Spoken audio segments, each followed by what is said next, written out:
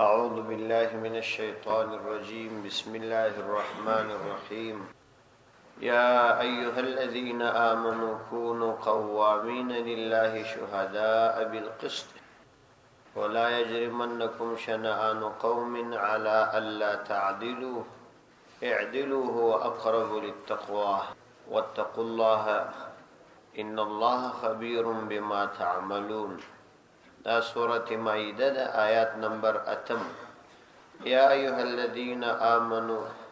اے هغه کسانو چې ایمان مراوړی دي، کونو تاسو سی قوامین دریدون کی لله الله عز وجل، شهداء شاهدی ورکون کی بالقسط فانصاف سر، ولا یجرمنکم شنآن قوم، او اماده دې نه کړی تاسو شنآن قوم د یو قوم سره دشمنی، علا الله تعدلوا فردی چې تاسو عدل و نکړي، اعدلوا عدل وکړي، هو اقرب للتقوى،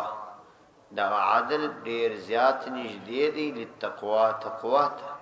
واتقوا الله د الله سبحانه وتعالى سو بیریږي، ان الله خبير بما تعملون، یقینا الله سبحانه وتعالى خبير پورا علم لرونکی دی بما فاغ تعملون چې تاسو یې عمل کوي. دا آیات د مخکنی آیاتو سره مناسبت دادي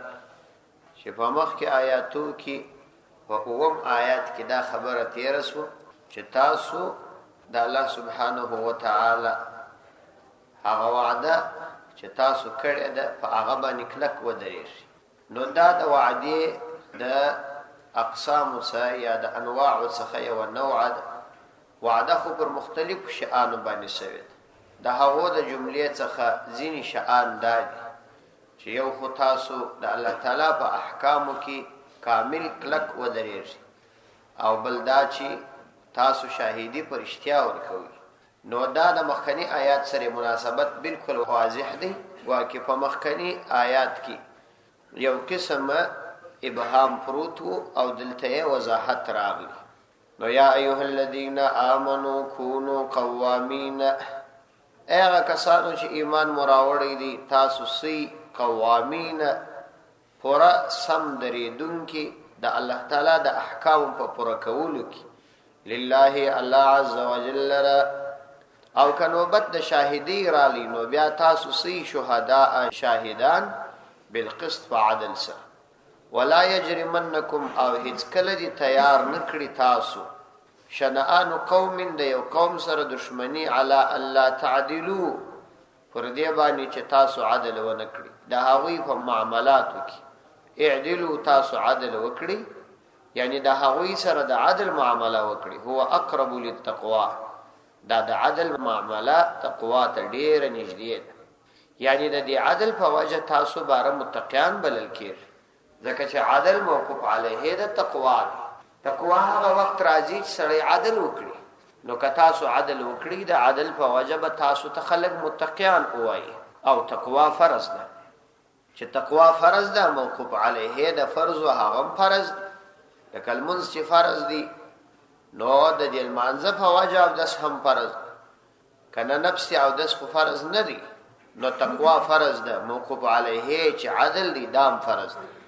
او د تقوا د فرضیت د فار دا دلیل دی چې واتقوا الله تعالی عز وجل څخه وبېریږئ، امر دی او امر د فار د فرضیت، واتقوا الله او د الله تعالی څخه وبېریږئ، ان الله خبير بما تعملون، یقینا الله عز وجل خبير فرخ خبر لرونکی بما فاغ تعملون اشتاسو عمل کوي، یعنی د الله تعالی څخه بیره د تقوا حقیقت دی، او الله سبحانه وتعالى استاسو په اعمال پورا علم لري، استاسو د زړه کیفیت پرته معلوم دی، نو که کوم چاته سزا ورکي الله تعالی ته وجه معلومه ده چې دغه وجه د سزا ده. ان الله خبير بما تعملون، دا آیات دغه اتم آیات چې دلته په دا سورته مائده کې راغلي، دا آیات عینی تقریبا په سورۃ النساء کې په 115 نمبر آیات کې تیر شوی. تاسو سورۃ النساء راوړوي 115 آیات، سورۃ النساء مرویله ده شاته ده 115. يا أيها الذين آمنوا كونوا قوامين بالقسط شهداء لله ولو على أنفسكم أو الوالدين والأقربين إن يكن غنيا أو فقيرا فالله أولى بهما. دا زما سره چې کومه نسخه د قران کریم ده په دې کې یو سلو و 50 صفحات او اخري آیات. یا ایها الذين آمنوا اي د ایمان خاوندان كونوا قوامين بالقسط شهداء لله. د دواړو تر مابین تفسیر بحر محیط کې ابو حیان رحمت الله علیه یو ډیر لطیف باریک فرق بیان کړی. هغه دا دی چې الته د شهدا کلمې څو ورسته د بالقسط کلمه راغله او دلته د شهدا څخه مخکې راغله. كونوا قوامین بالقسط شهداء لله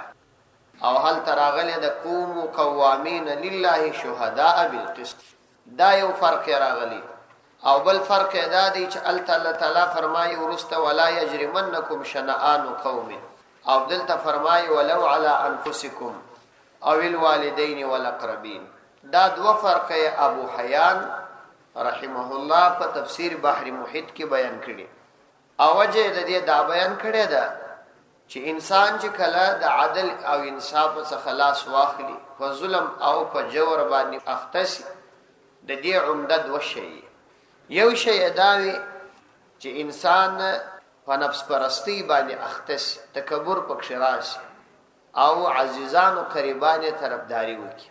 انسان چې په ګناه اخته او عزیزان او قریبان یې طرفداري وکړل یو دا وجه ده چې انسان د الله سبحانه و تعالی څخه لري کوي. او دومره وجه د یو چا سره دشمنی او عداوت چې کله د انسان د یو چا سره عداوت او دشمنی پیدا شي نو په دې وجه باندې هم انسان ظلم او زیاتی کوي. نو دا دوی وجه ابو حیان تفسیر لیکلی دی چې هغه اولی وجه ته په اول آیات کې اشاره وشو. ځکه په اول مبارک آیات کې الله تعالی دا و فرمایل چې تاسو د الله تعالی د پاره قائم و درېږي په عدل باندې او بل دا چې کڅه هم دا شاهدی ادا کول دا ستاسو پر پلرونو او قریبانو باندې. مطلب دا دی چې تاسو د یو چا صرف د حق په سرسله کې طرفداري کوي، په باطل کې د چا طرفداري مکوي او مده چا ملګرتیا کوي. ولو علی انفسکم او الوالدین، اگر چې پر دې نه حق استا پلار ولاړ وي یا استا خپل ځان وي او یا استا قریبان وي دا هغه باوجود د هغوی طرفداري مکوي. نو مطلب دا دی چې په ظلم کې د چا سره تعاون او ملګرتیا مکوي. او په دوم آیات کې بیا و دې دوم اړخ ته اشاره ده چې تاسو د یو چا سره دشمنی کوي او یا مو د چا سره عداوت وي نو په هغه کې شرعي اصول ماتوي. ځکه دا هغه وجه ده چې انسان پر ظلم او پر بی انصافی امر کوي. نو ځکه الله تعالی و فرمایل شهداء بالقسط، دا د عدل خبره در شهدا را ورسته سو ولا یجرمنکم شنآن قوم ورسته دا الفاظ را چې د کوم قوم سره د دشمنی او عداوت باید تر شرعي حدود راوښتي نه وي چې ته شرعي حدود مات کړې. مثلا د کافرانو سره د مجاهدینو په جنگ کې دا نه دروا چې سپینږیری او یا ښځه او یا ماشوم دا په جنگ کې قتل کړي، دا منع ده. هغه ښځه او هغه سپینږیری بیا قتل کېدلای شي چې هغوی د دې محارب کافر مشاورین وي، هغوی ته مشورې ورکړي. لکه دا د یهودو مشران ملایان چې دوی ته د دې مشورې ورکړي. او یا په شریعت کې دا حرام ده چې ته د خپل دشمن کافر وي قتل یې کې نو بیا یې پزه یا غوږونه یا سترګې ځینې وکاږي، دا منع ده، دا مسله ده، دا به سړی نه کوي. نو په شریعت کې د دې منع راغلی ده. که اوس یو سړی دا کار وکړي نو دا بې انصافي ده، دا منع ده، د دې څخه به ځان ګوري. نو الله تعالی فرمایي تاسو دا مه کوئ. د دې آیات په تفسیر کې مفسرینو ډېرې زیاتې خبرې را نقل کړي چې الله سبحانه و تعالی دلته خپلو بندګانو ته د دوو شیانو امر وکړي. یو یې د دې امر ورته وکړي چې کونو قوامین لله، تاسو سی قوامین کلک او مضبوط درېدونکي د الله تعالی د احکامو په پوره کولو کې لله د الله تعالی د رضا لپاره،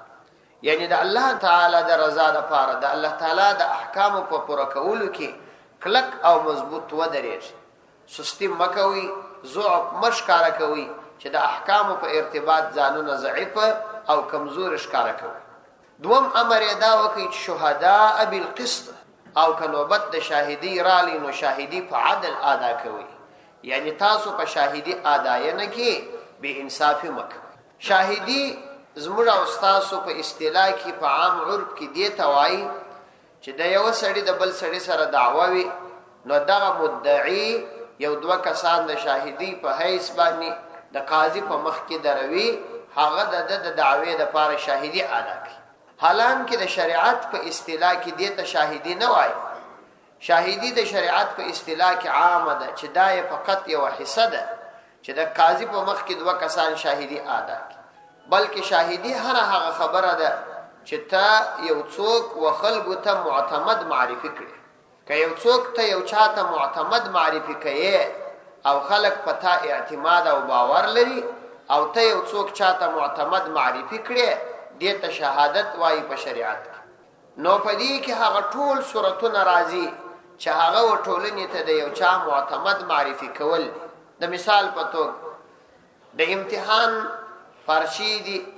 استاد امتحان واخستی، د شاګردانو پارچې بدای په غور باندې ګوري او هغه ته چې کومې نمرې ورکي دا به د هغه د پارچې د حل سوي سوالونو مطابق ورکي، دا وی د استعداد مطابق کې ورکي. که په دې کې غفلت وکړي او یا د ځان نمرې زیاتی ورته ولیکلې نو دا کبیره ګناه ده او دا خیانت دی په شاهدی کې. ځکه ته په دغه نمرو باندې دی وټولنې ته معتمد معرفي کوي چې دې سړي دومره نمرې وړي او ته خبر یې چې هغه دغه استعداد نه لري، نو دا شهادت زور د درواغ او شاهدی د حرام ده، کبیره ګناه ده. یو دوهم یو اداره، یو اسلامی اداره، مدرسه او یا یو عصري تعلیمی اداره، ډاکټري یا د انجینری یا د کوم بل شي سند یو شاګرد ته ورکي او په هغه کې دا استعداد نوي، نو دا اداره دغه کس وخپلی ټولنې ته دغه شي اهل معرفي کوي چې د انجینری اهل دی، د ډاکټري اهل دی، د علمیت اهل دی، خو په نفس الامر کې په حقیقت کې دا سي نوي. دام شهادت زور دی، کبیره ګناه ده او د الله تعالی دغه امر مخالفت دی. د دې څخه سړی ځان وګوري. نو داسې سندونه، سرټیفیکیټونه او یا نور د اعتماد کاغذات که یو څوک چاته ورکوي او هغه اهل نوي، نو دا حرام عمل دی. د دې څخه سړی ځان ګوري او دا په شاهدی کې راځي د قران کریم دغه آیات مطابق. درې څلورم یو سړی راولاړي یو چاته رائے ورکي او دای خلکو ته دا معرفي کوي چې دا ز شاهدی ادا کوم چې دا سم سړی. اول دواره خو انتخابات په شریعت کې اصل نه لري، ځکه دا د کافرانو د طرفه څخه یو جوړه شوی سلسله ده چې د مسلمانانو تر مابین رواج شوی. قبیل فرض دا سلسله بیا هم د خپل اصول او معیارونو مطابق وسی، لکه څنګه چې د دوی په قوانینو کې دی او دوی خو عملي کوي نه، ځکه د کافرانو مزاج دا درواغ دي، د دوی په طبیعت کې دا درواغ ګرځېدلي. اوس د دوی دا درواغ ویل د يهود او نصاراو دا د دوی ملکه ده، دا فطرت ثانیه ګرځېدلي. نو که څه هم دغه انتخابات په شریعت کې اصل نه لري، خو بیا هم د خپل اصول مطابق ادا کېدل. نو یو سړی که یو چاته رائے ورکي نو دای په دې خپل رائے ټولنې ته دا شاهدی ورکي چې دا سړی دغه اهل دی چې زدته دغه رائے ورکوم. نو که هغه اهل نوي او ښکارا خبره ده چې اهل نوي، ځکه تصویر جوړول په خپل خپل باندې منصب غشتل د خپل نه اهلیت دی. چې په خپل څوک منصب غواړي دا نه اهل دی، که اهل وای نه غشتي ولې دون غټ بوج ته څوک ځان ورکي، نو د ترای ورکول نو دام شاهدی ده، شهادت زور د درواغ او شاهدی کبیره ګناه ده، حرام عمل دی. دا یو صورت. دوم دا دی چې یو سړی یو چا ترای ورکي، نو دا یو قسم شفاعت کول چې ته ټولنې ته د دې شفاعت کوي چې دا کس د دې اهل دی، زه شفاعت کوم چې دی باید دغه منصب ته انتخاب. نو شفاعت پر ګناه باندې یو چا کول، سپارش کول، دا حرام دی او سخت لوی ګناه. الله سبحانه وتعالى فرمای ومن يشفع شفاعه حسنه يكن له نصيب منها. څوک چې یو د خیر شفاعت وکړي، د یو مسلمان شفاعت وکړي چې هغه مشکل ولري او ته شفاعت وکړي، مثلا غریب دی قرض ور باندې دی تا هغه سړی ته وویل چې دی قرضدار دی چې ته څه مهلت ورکړ ما په خاطر نو الله سبحانه وتعالى فرمایي كله نصيب منها دتب الله تعالی د دې څخه پوره حصہ ورکي ثواب ورکي ومن يشفع شفاعه سيئه او چا کا بد شفاعت وکي دی یو چا يكون له كفل منها نو دتب الله تعالی د هغه څخه پوره سزا ورکي یعنی پوره حصہ به د سزا هغه ته هم ورکي کوم څوک چې دا بد کار کوي نو دا یو قسم شفاعت دی نو په دې خاطر باندې هم دا کار جائز نه دی دا یدوا دریم دغه څوک چې ځان کاندید کی دا یو قسم وکالت دی نو که یو څوک دی ترای ورکی نو معنا یې دا ده چې زما د طرفه د دغه کارونو د پاره دی وکیل دی نو یو وکیل داسې وي چې یو سړی را ولاړ سي خاص د خپل ځان د پاره یو څوک وکیل وټاکي انو دی موکل دی او هغه وکیل بلل کیږي نو د وکیل په ګناه باندې موکل نه نیول کیږي خدا په هغه صورت کې کې یوازې کارو لیکن کله چې دا وکیل اوس تو خلکو ته معرفي کوي چې دا د وکالت لائق دی او ټولنې ته ور معرفي کوي او هغه یوازې ستانه بلکې د ټولنې د طرفه د وکالت دعوه کوي نو دغه وکالت هم د نه اهل حرام دی کبیره ګناه او په رائے کې دغه درې سره طریقې په کامل توګه پرتی دي او هیڅ څوک د دې اهل نشته ځکه د پیغمبر علی السلام حدیث شریف دی کچيري تا په خپل خپلبانی منصب وغشتي د الله سبحانه و تعالی امداد بد سره نه نو دغه څومره خلک چې په دغه ادارو کې نن کار کوي او درایو په وجبانی دغه ځای ته رسیدلی وي ولو کدا خو ظاهرا ماضی او کیسه ده په نفس الامر په حقیقت کې خبره ده بل چا په لاس کې ده نو دغه ته چې رسیدلی وي دا ظاهرا دا څومره خلکو چې په دې کې شرکت کړي دي دغه ټول په دې ګناه کې شریکان ځکه دا اهل نو او دوی دغه ځای ته رسوي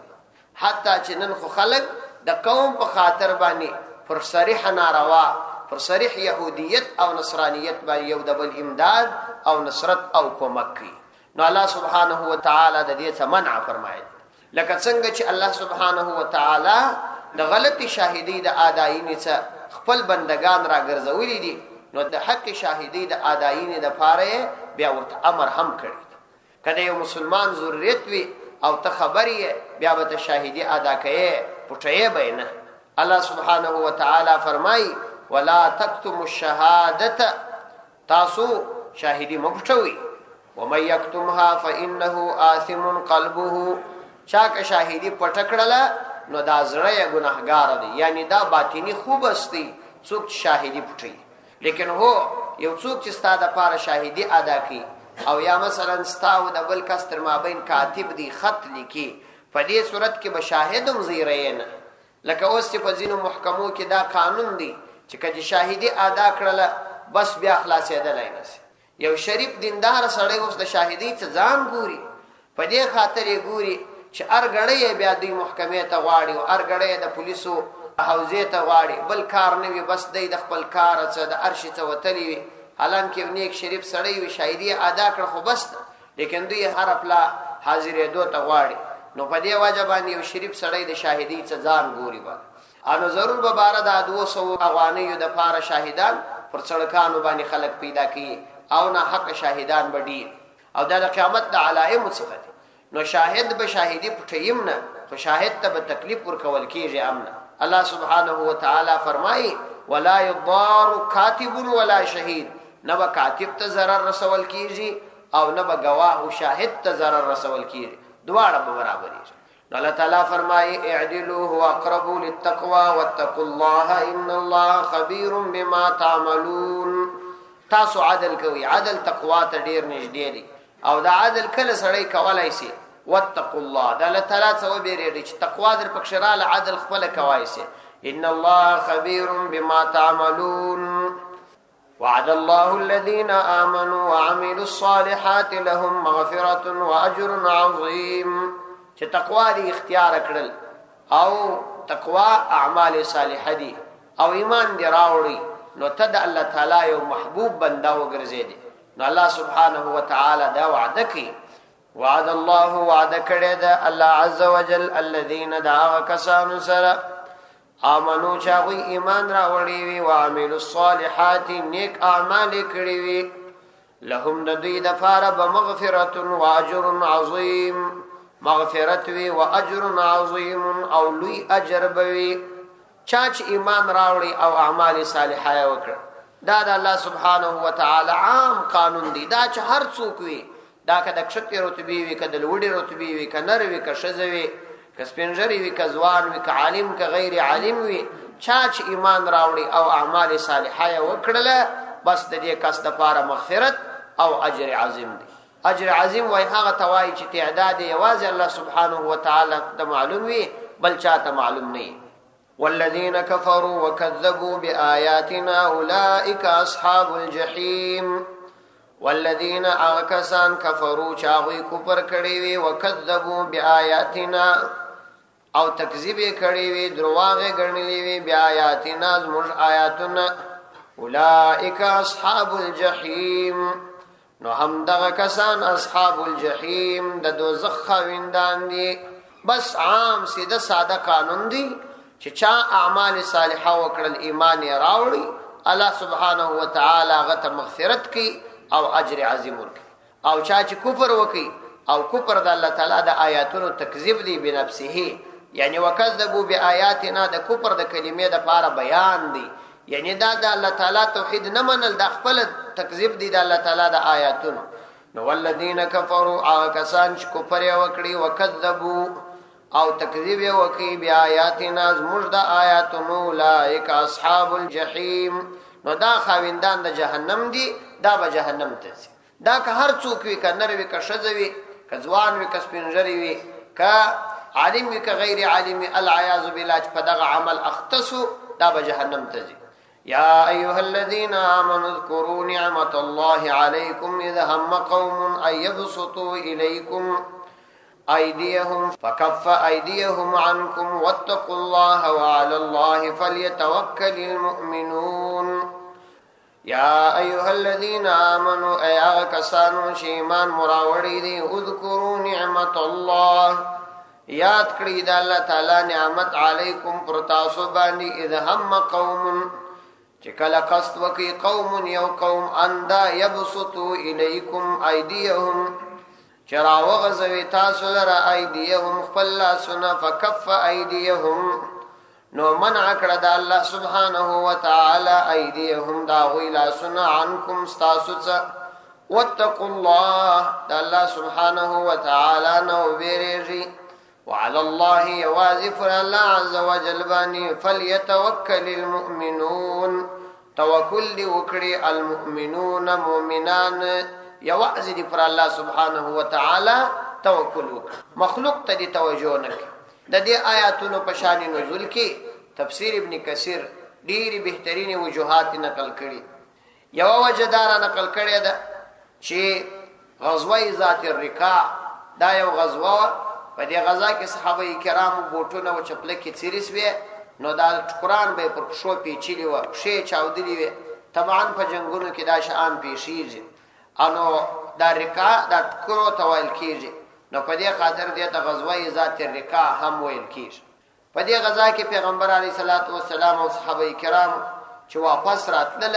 نو په یو ځنګل کې غرمه تیرول د غرمې په طرف کې پیغمبر علیه الصلاۃ والسلام تر یو درخت لاندې پریوتی صحابه کرام تر نورو درخت لاندې پریوتل نو پیغمبر علیه السلام خپل تور لوړه وځړول د هغه غزا کې یو کافر چې د هغه په دې جنگ کې یو څوک قتل شوی هغه د صحابه کرام قافله تعقیبول د شاده طرف نو پیغمبر علیه السلام ترالی پیغمبر علیه السلام بدو او پیغمبر علیه السلام تور راوښه پیغمبر علیه السلام په دا وخت کې سترګي قرباني راوړل نو پیغمبر علیه السلام ته وویل چې مې يمنعک مني تاسو ما څه څوک منع پیغمبر علیه الصلاۃ والسلام خدای الله تعالی پیغمبرو اورت الله سبحانه و تعالی به می در سمنع هغه یو واری بیا دا کلمه وکړول پیغمبر اسلام بیا دا جواب ورکړي لاس یې ورژ دي تورجنی ول او ځینی وایي چې خپل تور بیرته پتی کې واچ ولل تک شو نو پیغمبر اسلام هغه د خپل څنګه تک شي نه وي ژغه ورته ونک دا پیغمبري اخلاق و څومره توکل یو د الله تعالی پر ذات موږ کو جماعت ولته یو لړم راشکاره سیدل تزګل نو پیغمبر علیه الصلاۃ والسلام هغه څنګه تکشینوي صحابه کرامو ته څوک واسطوي غیر جمع. نو بیا صحابه کرامو ته ویل چې دا راغلی و د دې د پاره چې ما قتل کی الله سبحانه و تعالی ما ته د هغه څخه نجات راکړي. نو هغه ته ویل اسلام راوړه، هغه اسلام نه راوړه، صرف دا کوم چې ستاسو شو اخلاق څخه دومره متاثر سوم چې په ټول وخت کې بستا مقابله نه کوم او خپل قوم ته زم د ستاسو اخلاق بیانوم. پیغمبر علیه السلام اجازه ورکړي. ځه یو واقعا دا تفسیر ابن کثیر را نقل کړی ده چې الله تعالی دلته دا دی یادونه کړي چې تاسو د خدای هغه نعمت در یاد کړئ چې الله سبحانه و تعالی تاسو حفاظت وکړي. یو قوم لا سونه در تراوجد کړل، یعنی تاسو یې قتل ولاس، خدای هغه لا سونه الله تعالی منع کړ. یعنی دا الله سبحانه و تعالی نعمت دی، د دې نعمت شکر ادا کړئ. دومره واقعا دا بیان کړی ده چې دا مخکنی واقعا تفسیر ابن کثیر د عبدالرزاق په حواله را نقل کړي. کعب ابن اشرف یو ډیر لوی خبيث و، د يهودانو مشر او ډیر لوی عالم او انتهایی مالدار سړی و. د مدینه منورې څخه د باندې علاقه او التکو. نو دی پیغمبر علیه الصلاۃ والسلام ته د قتل یو توتیه او تمهید برابر کی او د ملمستیا ظاهرین نوم یې ورک. پیغمبر علیه الصلاۃ والسلام چې وختلی وحی ورتراله لې چې موت.